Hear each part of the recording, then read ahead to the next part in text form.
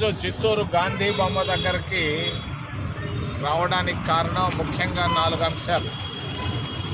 ఒకటి గ్రామాల్లో ప్రాథమిక పాఠశాలలు,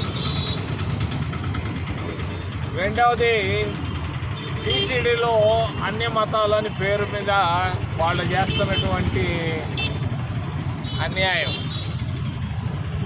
మూడవది రాష్ట్రంలోనూ కేంద్రంలోనూ అటు టీడీపీ భారతీయ జనతా పార్టీల్లో ఉన్నటువంటి అవినీతి, నాలుగవది ఎస్సీ ఎస్టీ ఓబీసీ మైనారిటీల పరిస్థితులు ఆంధ్రప్రదేశ్ రాష్ట్రంలో.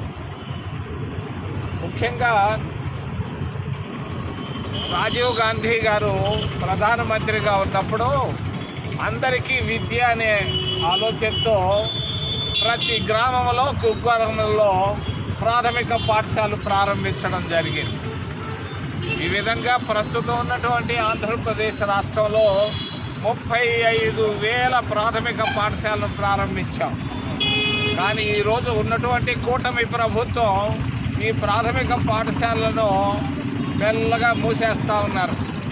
చదువు చెప్పటం లేదు, బళ్ళల్లో ఉపాధ్యాయులు ఉండటం లేదు, కేవలం నాటకీయంగా బళ్ళన్నింటినీ మూసేస్తూ ఉన్నారు. పేదవాళ్ళకి అన్యాయం జరుగుతూ ఉంది, ముఖ్యంగా ఎస్సీ ఎస్టీ ఓబీసీ మైనారిటీ విద్యార్థులకు.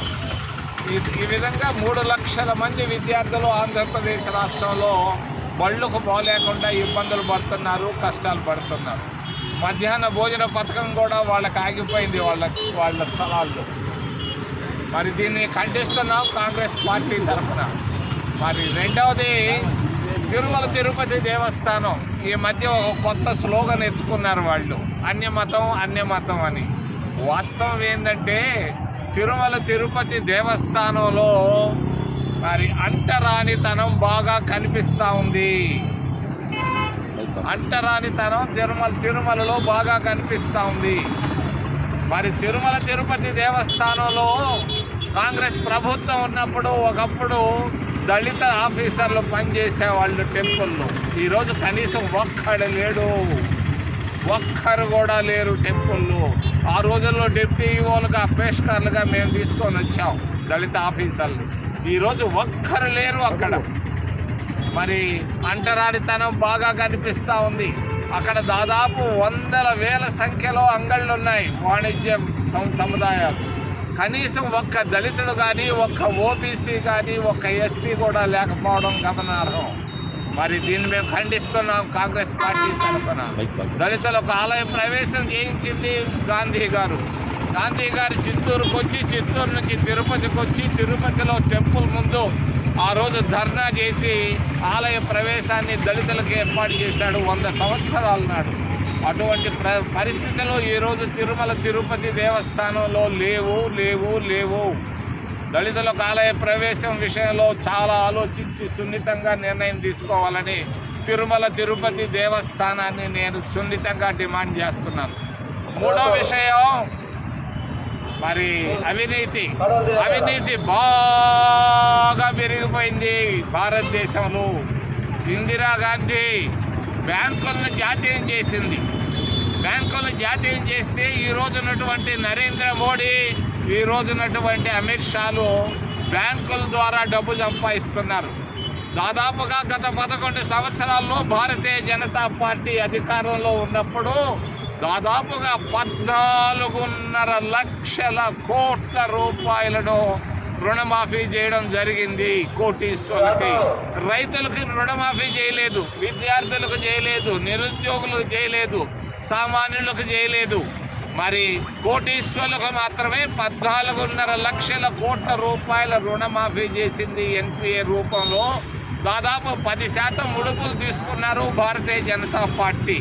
దాదాపుగా 1,00,000 కోట్ల రూపాయల అవినీతి దాగి ఉందని నేను తెలియజేస్తున్నాను. మరి 11 సంవత్సరాల్లో మోడీ ప్రధానమంత్రిగా ఏం చేశాడు ఈ దేశానికి? చేశాడు 2-3 పనులు. ఒకటి, అయోధ్యలో టెంపుల్ కట్టాడు. రెండోది, పటేల్ విగ్రహాన్ని కట్టాడు గుజరాత్లో. మూడవది, అవినీతి పేరు మీద 1,00,000 కోట్ల రూపాయలు బ్యాంకుల ద్వారా సంపాదించుకున్నాడు. ఈ 3 పనులు మంచి పనులు, చెడ్డ పనులు ఆయన చేశాడు. మరి చంద్రబాబు నాయుడు చిత్తూరు జిల్లా వాసి 15 సంవత్సరాలు ముఖ్యమంత్రిగా చంద్రబాబు నాయుడు చిత్తూరుకి ఏమి చేశాడు? చంద్రబాబు నాయుడు గత 15 సంవత్సరాలు ఆయన ముఖ్యమంత్రిగా ఆయన పనిచేశాడు. చిత్తూరు జిల్లా ఆయనే, చంద్రగిరి బిడ్డ. మరి ఆయన చిత్తూరుకి ఏం చేశాడు? ఒక్క చిన్న మంచి పని అయినా చేశాడా అని నేను అడుగుతున్నాను చంద్రబాబు నాయుడిని. ఆయనకు దమ్ము ధైర్యం ఉంటే బయట వచ్చి చెప్పమని అడుగుతున్నాను. నేను చిత్తూరు జిల్లాకి చేశానని. ఆయన చేసింది సున్నా అని తెలియజేస్తున్నాను. అంతేకాదు, రాయలసీమకు రావాల్సినటువంటి పరిపాలనా రాజధానిని తీసుకెళ్లి నీళ్ళల్లో కడుతున్నాడు కృష్ణానది తీరంలో.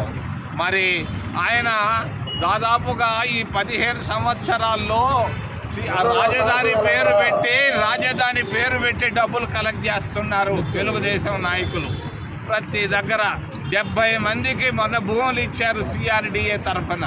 ప్రతి ఒక్కరి దగ్గర డబ్బులు తీసుకుంటున్నారు. రైతుల భూములు కోటీశ్వర్లకు ఇచ్చి డబ్బులు తీసుకుంటున్నారు. అవినీతి బాగా పెరిగిపోయింది ఆంధ్రప్రదేశ్ రాష్ట్రంలోనూ భారతదేశంలో తెలియజేస్తున్నారు. మరి చివరిలో ఎస్సీల పరిస్థితి ఆంధ్రప్రదేశ్ రాష్ట్రంలో అధ్వానంగా ఉంది.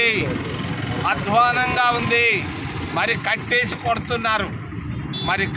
కొడుతున్నారు తెనాల్లో. మరి కట్టేసి కొట్టారు ఒక దళిత యువకుడిని. ఓబీసీల పరిస్థితి కూడా అధ్వానంగా ఉంది. ఓబీసీ మహిళను ఆయన సొంత నియోజకవర్గంలో చెట్టు కట్టేసి కొట్టడం మనందరం కళ్ళారా చూసాం.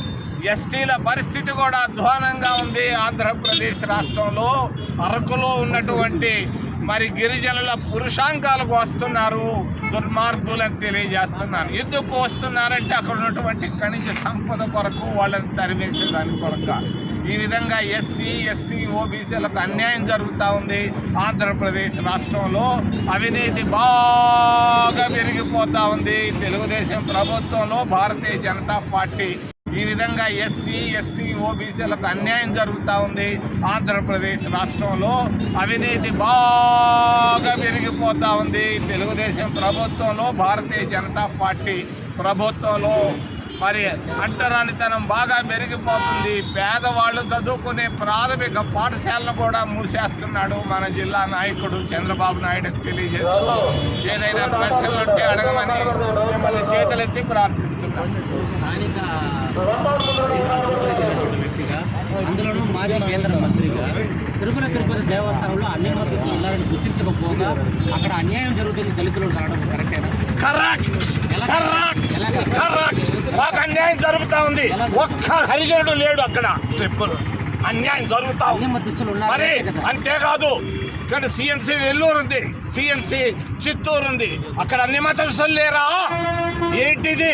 ఇది భారతదేశంలో ఇటువంటిది చేయడం మరి రాజ్యాంగ విరుద్ధం.